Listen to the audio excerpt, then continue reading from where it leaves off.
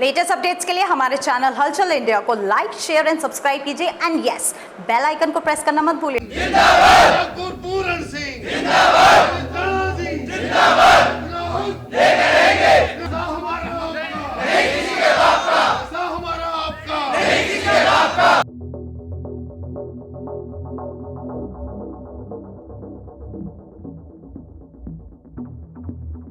राजनीतिक गलियारों में हमेशा बेरोजगारी की बात होती है और बेरोजगारी कहां दिखती है।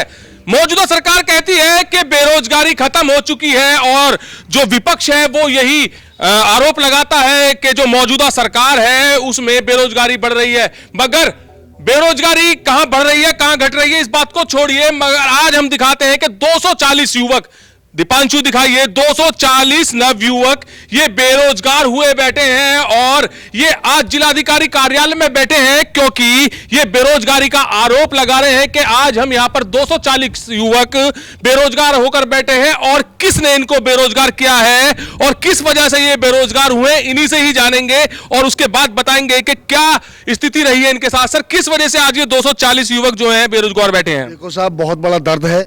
ये सिटी मॉल कंपनी के नाम से वेयर हाउस है और ये रिलायंस रोड भवापुर के पास पड़ता है, जो मसूरी और पलखुआ के बीच में है। इस सिटी मॉल कंपनी नहीं बल्कि अनेक कंपनियों ने ये हाल कर रखा है कि तनख्वाह देंगे 8 घंटे के, काम कराएंगे 12 घंटे, उसके बाद भी जब चाहे निकाल दें तब चाहे अंदर ले लें। चलिए, 8 घंटे 12 घंटे की तो बात अलग है, मगर बेरोजगार किस वजह से हुए हैं? बेरोजगार होने का मुख्य कारण ये है कि कंपनियां इनके साथ धोखा करती हैं साहब। किस तरह का धोखा?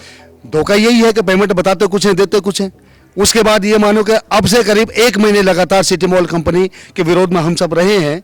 पहले उन्होंने बच्चे निकाले, हमें बताए 73 और लिस्ट मिली 65 की। उसके बाद जब जिस दिन पेमेंट हुआ उस दिन श्रमिक पहुंचे 120 में 90 की पेमेंट करने के बाद जब 30 लोग वहां रह गए, 30 श्रमिक रहने के बाद में उन्होंने ये बोला हमसे कि भाई अब 30 की पेमेंट नहीं दी जाएगी क्योंकि श्रमिकों ने लिस्ट नहीं दी है। उसके बाद तमाम ये 240 लड़के था, उसके बाद निकाले गए। 240 लड़कों को निकालने के बाद नहीं, लिस्ट नहीं दी है या पेमेंट नहीं दी जाएगी, उन लोगों को ये नहीं दिख रहा था कि ये लोग काम कर रहे हैं। जिस टाइम 120 लोग काम कर रहे थे, 90 को सैलरी दी गई थी, तो कंपनी को ये नहीं दिख रहा था कि 120 काम कर रहे हैं तो 90 को सैलरी क्यों दी जा रही है? अब इसमें बहाना ये ले रहे हैं ये लोग कि भाई कंपनी घाटे में है, कंपनी का दिवाला निकल चुका है, जिसमें एएलसी साहब के जो अपने जो इसमें है विकास भवन में एएलसी साहब, उनके माध्यम से कई बार वार्ता हुई है और अब ये कह के कंपनी बंद की जा रही है कि कंपनी का दिवाला निकल चुका, इसलिए ना तो हम श्रमिकों को पैसा दे पाएंगे, ना ही श्रमिकों को बैठकी दे पाएंगे, ना ही श्रमिकों को जो कानूनी लेवल में होता है 1 महीने का 1.5 महीने का जो नोटिस पे होता है उसे दे पाएंगे। और आज तो हद कर दी उन्होंने, आज तो ये कह दी कि आप सभी श्रमिकों को यहाँ से ले जाओ।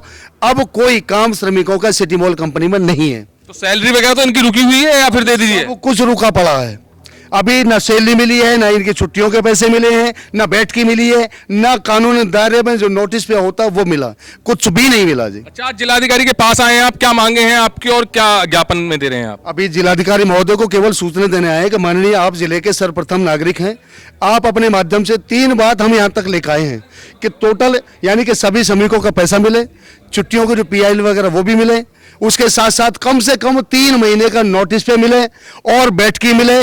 दूसरे राउंड में ये भी चर्चा है कि आप ये मानो कि जो 30 से 40 लड़के हैं, उन 30 से 40 लड़कों का जिनका ये कह दिया कि इनका पेमेंट नहीं मिलेगा, हम ये भी मांग करते हैं कि उनका भी पैसा मिले और सभी श्रमिकों को उनका अनुभव प्रमाण पत्र दिया जाना चाहिए।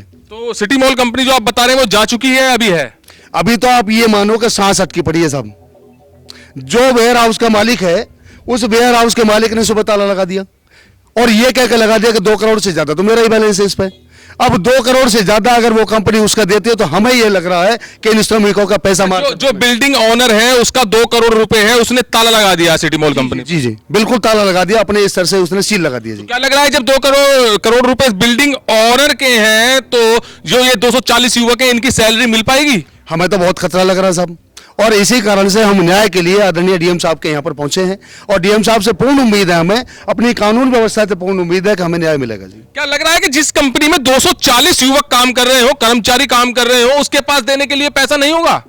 पैसा तो है, 240 ही क्यों, 240 के अलावा और भी हैं, करीब 500 से 600 वर्कर अब भी कंपनी के अंदर हैं, सारे मिला के। इन लोगों को निकाल दिया गया है? इन लोगों को निकाल दिया गया है, इनसे साफ साफ कह दिया गया कि हमारे पास कुछ नहीं है, अब आप अपने घर जाओ जी बस।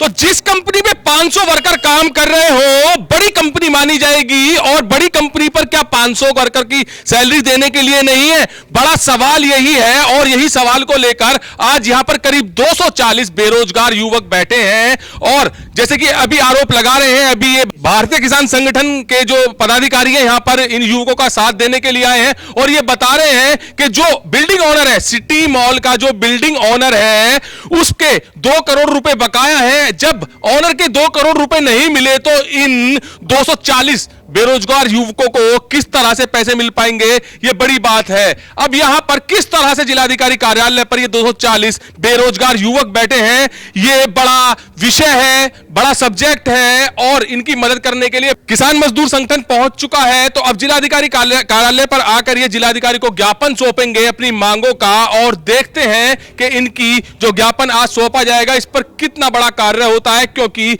240 संख्या बहुत बड़ी होती है। 240 जब यहां पर युवक बैठे हैं जिसको युवा को देश का भविष्य कहा जाता है, वही बेरोजगार बैठा रहेगा तो किस तरह से ये देश चल पाएगा, किस तरह से इन युवकों का परिवार चल पाएगा, ये सोचने वाली बात होगी। कैमरामैन दीपांशु के साथ सुशील शर्मा, हलचल इंडिया।